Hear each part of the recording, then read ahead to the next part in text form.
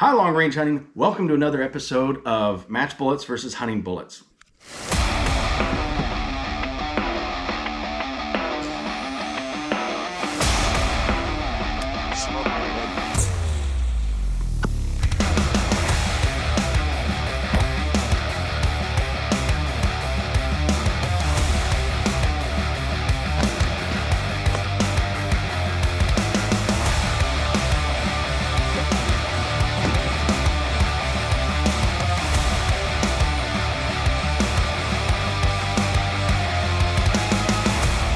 We're back again and we are doing gel tests. Now, as some of you might have noticed, I have been pretty quiet for the last month or so.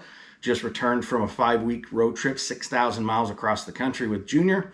And I didn't, again, have all this stuff I needed in order to download all that and do videos on the road. But I am back now. I'm slowly working on the footage I did get.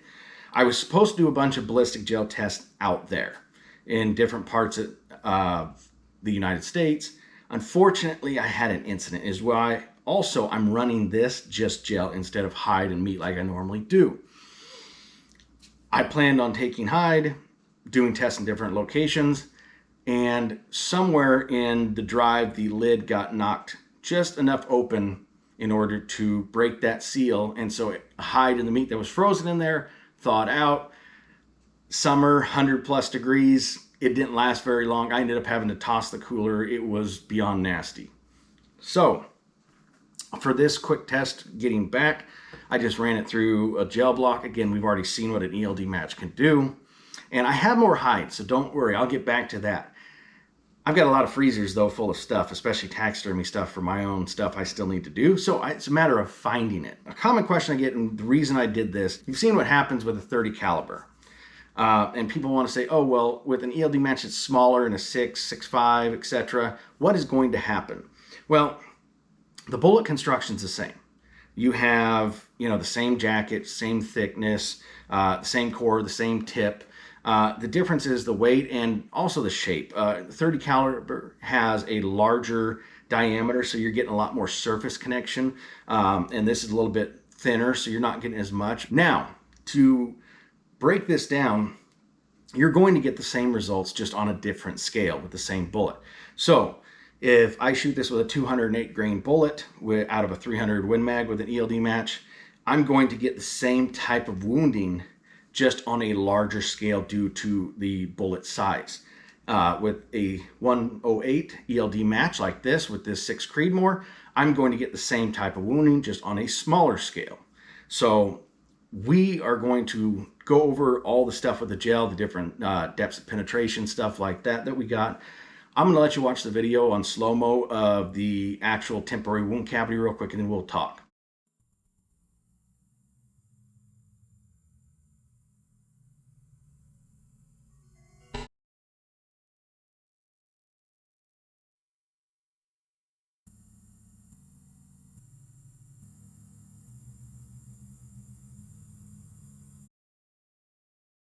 As you obviously noticed, and this is something we talk about with bullet construction, impact velocity, resistance, etc.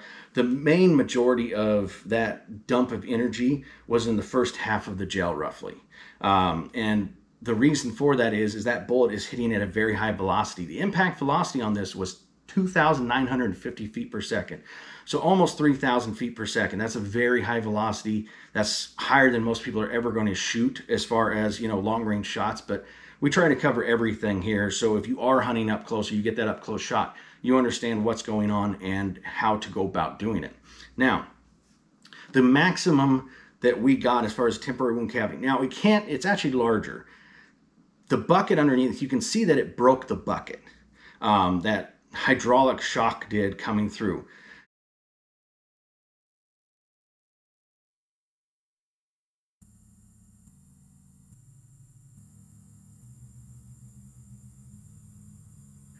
As far as this is a 6x6 block, and so when you go up, you can judge it. I can't go down though. So we have approximately 10 inches of temporary wound cavity there, and that's not counting what's going down.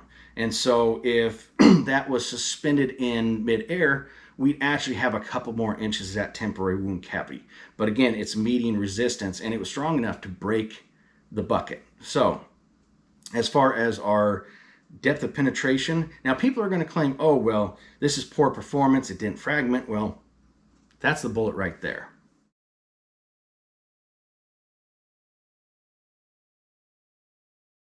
And again, pass through, a lot of people don't understand that this would be similar to shooting an elk.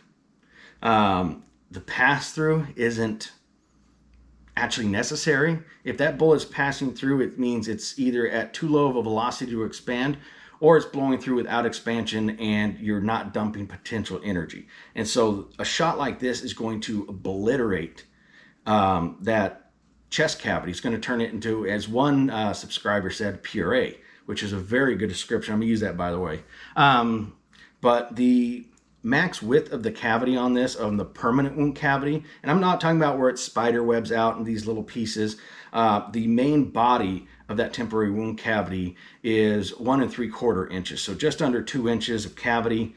That's very nice. The total depth of penetration is 13 inches on this. It started expanding about 1.5 inches in, and I mean, it's just, that's good performance. Between the hydraulic shock achieved in there and the bullet, what it did, that permanent wound cavity. And what people don't understand about the permanent wound cavity, this is the results that you would see if you're shooting it in the neck, where it's all meat and everything. Inside the chest cavity, this would be more exaggerated for the simple fact of, you know, if you're hitting lungs, it's just like 2 balloons in there. I mean, the thickness of the lungs themselves are very, very tiny. I mean, it's not something I can even show you as far as with my fingers, but it's a lot of dead space in there. So you really only have your first few inches to get through, and then once you're into that chest cavity, there's a lot of void space, which is going to, you know, again, it's going to aid to that more expansion. So this is a very, very lethal shot. This would take care of business all day long. As you start to get those velocities lower, you're going to see that temporary wound cavity shift more to the center. And as you get on the very bottom end of that bullet's performance spectrum, it's going to shift a little bit more here. I mean, it's still going to have good wounding across the board. It's just going to have shifts on where that main body of the temporary wound cavity is going to be.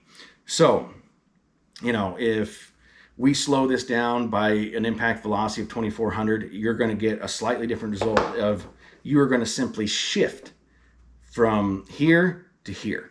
And again, keep getting amazing results. You guys will be seeing a lot of the new 6 Creed and other testings. I'll also be running the A-tips and showing you a comparison to those with the 110s versus the 230s in 6 Creedmoor and 30 cal. So now, I hope you've enjoyed this video. I hope it's helped. I'm going to continue plugging these away. Again, once I get the other hide out of the freezer, once I can find it, we'll jump back into doing ballistic testing with the hides. Everybody be safe out there and happy hunting.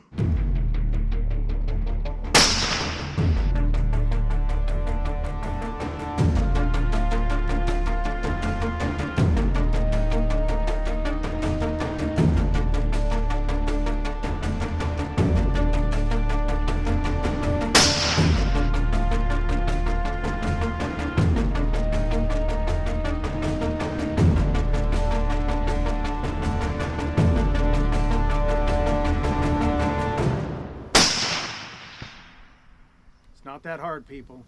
Hope you enjoyed this video. Make sure to hit that like button, hit that subscribe button, and turn on notification bell so you won't miss out on any future video. And happy hunting.